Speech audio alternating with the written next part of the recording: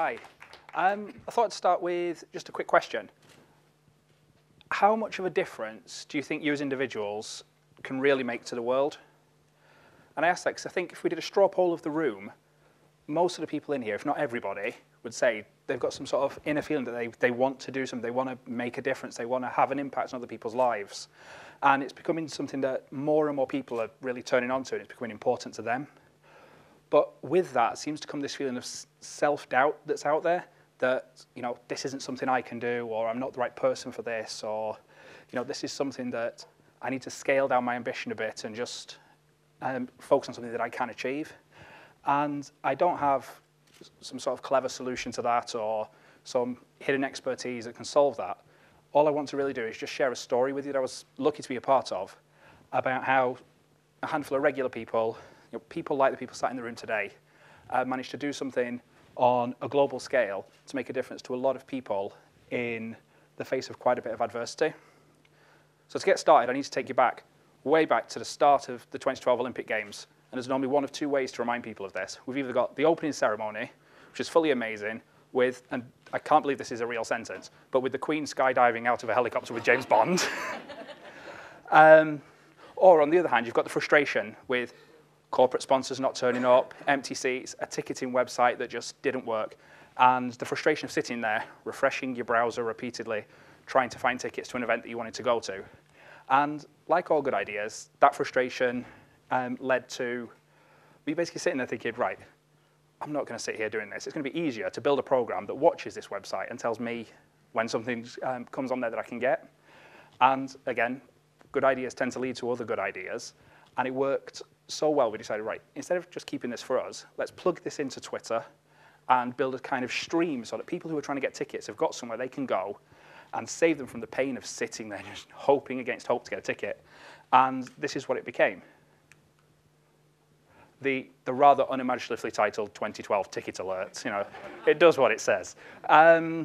So, over the next few days, our team worked as a kind of a side project on this, just pushed it out there.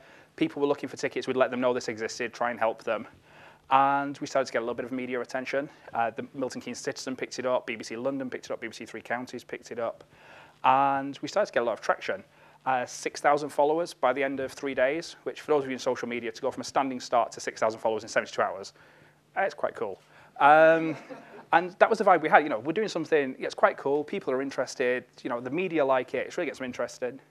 And then the entire sky fell in on everything. Thursday, we started getting messages, guys, what's going on? Why are you not posting anything? There's been tickets to announce, but you haven't announced them. So, we do some checks, and they're right, nothing's working. And as developers, you're constantly iterating, constantly trying new things, constantly trying to make things better. So your initial reaction to feedback like that is, oh my God, what have we broke?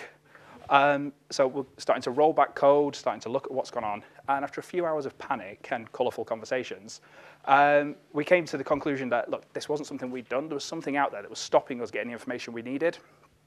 And when it's someone else's data, if they do something to stop you using it, you kind of have to respect that. There's always backdoors, windows left open, but you can't really do that. And we went to the community and said, look, it's been fun, we've done this, but unfortunately we can't get the information anymore, so we're going to have to stop. And again, those of you with experience of social media can imagine the incredibly colorful response we got when they'd seen the people who organized the games as causing this problem. We fix it, they stop it. So we got a lot of enthusiastic responses from people, and it became clear that the only thing we could really do was try and fight it and try and get them to go back on this decision and let us do this. So we sent a tweet out and just said to people, please retweet this if you want us to try and get back online. And it just said, outrageous Locog block 2012 ticket alert, and had the Twitter handles of 12 journalists on there. And we went home kind of deflated and didn't really know what to expect. And that's where it got interesting. We came in the next morning, ran the numbers like we do every day, and we expected a few dozen, maybe 100 retweets. Large hundreds into the thousands of people resent this message. And for those of you who aren't particular Twitter people, if you imagine an inbox, what that means is the journalist checked their Twitter accounts in the morning, and hundreds upon hundreds upon hundreds of messages from different people, all in there saying, why has this been stopped? Someone needs to do something about it. And what we didn't really know at the time was the impacts that that had had, because every morning, Locog who organise the games, hold a press conference for the world's media. And they say, any questions, anything like that, what's going on with the games, that's the opportunity for everybody to ask their questions. And I've actually got a clip of what happened. But just to give it a little bit of context, we're a tiny team in a tiny little office in Milton Keynes. There's a handful of us who just built something cool. Locog, multi-billion viewers, multi-billion funding. And the only real difference we had now was we had a few thousand people with smartphones and keyboards standing up saying, no, this isn't going to fly. We're going to do something about this. And Locog actually had a prepared answer about us in our little office in Milton Keynes. And this is what happened. An automatic stop of any software that may create a mass volume of people onto their site, which potentially could crash it, and also that marks out potential ticket touts.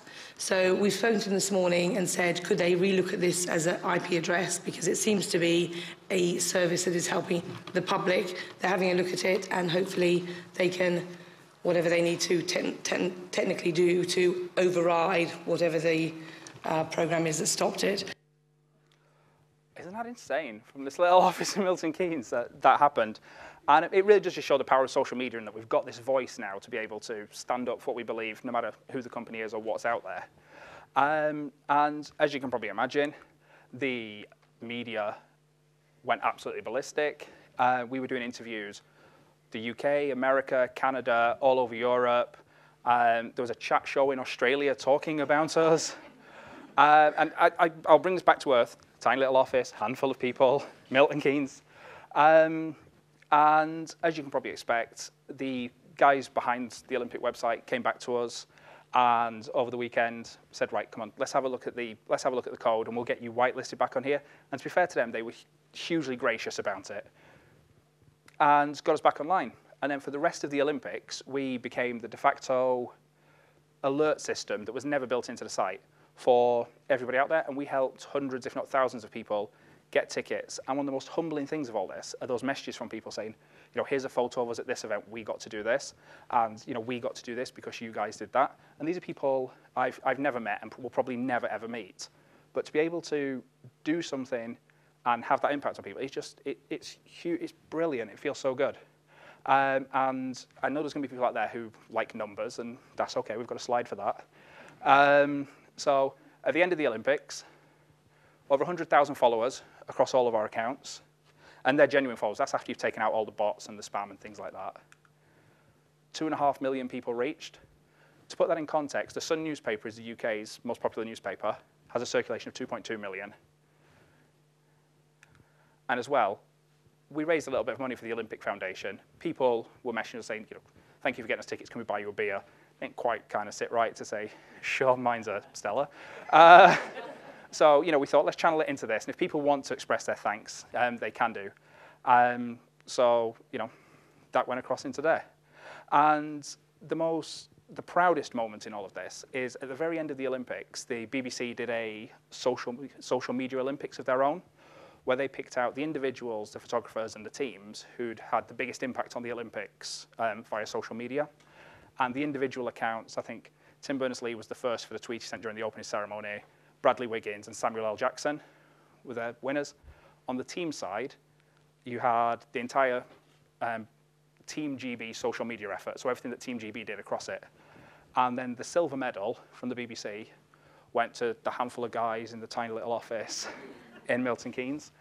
And that kind of brings me back to the point we made at the start about how much of a difference do you think you can make to the world? And it's all right talking about generosity in a bubble like TEDx, but how does that translate across? And I'll leave you with this. I really believe that each of us has some sort of talent, ability, experience, or passion that we can use to make a real difference to people. And there's going to be challenges on the way or obstacles that crop up as you go. But if you actually follow it, you'll find that people come out to support you. There's people there to fight your corner. There's people who will cheer you on when you're flagging. And you will actually get there. So if you've got an idea for something, you think, right, I want to go and try this. I want to make a difference to this. Whether it's to help stop some sort of disadvantage that's going on, support a local charity, or do something as first world problem as help people get tickets to the Olympics, you know, you really can do that. And don't wait for somebody to say, here's permission to do that, or, you know, wait for somebody else who's better than you to go and do it. Just go and try, because I wholeheartedly promise you, you'll really be glad you did. Thank you for listening.